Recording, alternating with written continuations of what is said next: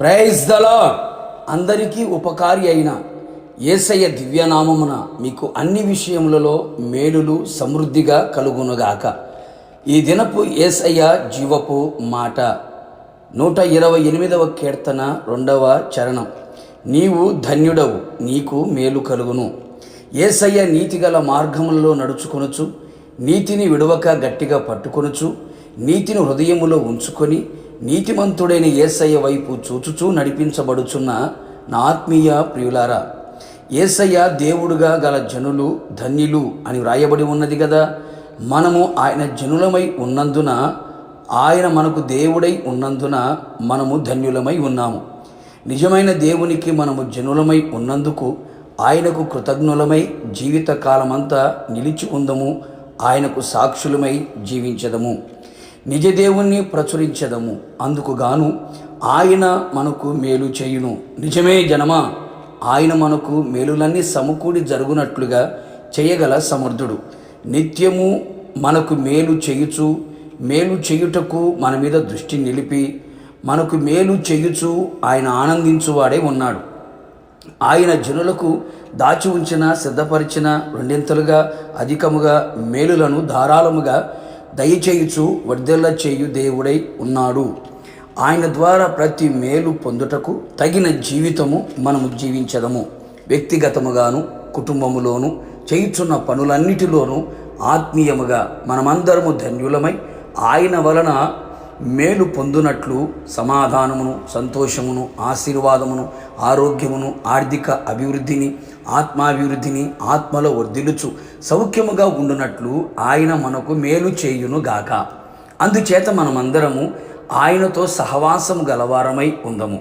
లోకముతో, పాపముతో, భక్తిహీనులు, బుద్ధిహీనులు, దేవునికి విరోధమైన కార్యములలో మింగిలైపోయిన వారితో సహవాసము, స్నేహము చేయక, ప్రార్థన అనుభవాలతో వాక్యము విని దాన్ని ధ్యానించుచు అనుసరించువారమై, ఆత్మాభిషేకముతో నింపబడి నడిపింపబు గలవారమై, సహవాసము గలవారమై మేలులు అనుభవించుదుము.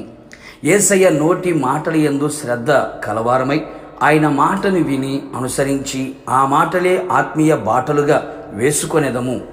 యేసయ్యనే ఎక్కువగా ప్రేమించుచు లోకమును, లోకంలో ఉన్న వాటిని మరి ఏదైనాను ప్రేమించక, అధికముగా యేసయ్య మీదనే మన కొరకు ప్రాణం పెట్టి తిరిగి లేచిన యేసయ్యనే ప్రేమించి ఆయన వలన మేలునన్నిటినీ అనుభవించదము.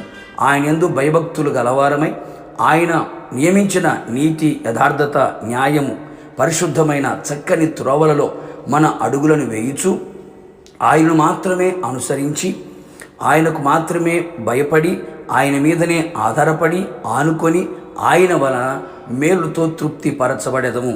కావున నా దేవుని ప్రియులారా, ఈ విధమైన భక్తి జీవితమును జీవించి ధన్యులమై మేలు పొందుచు ఆయన మహిమగల రాకడ కొరకు మనమందరము సిద్ధపడేదము.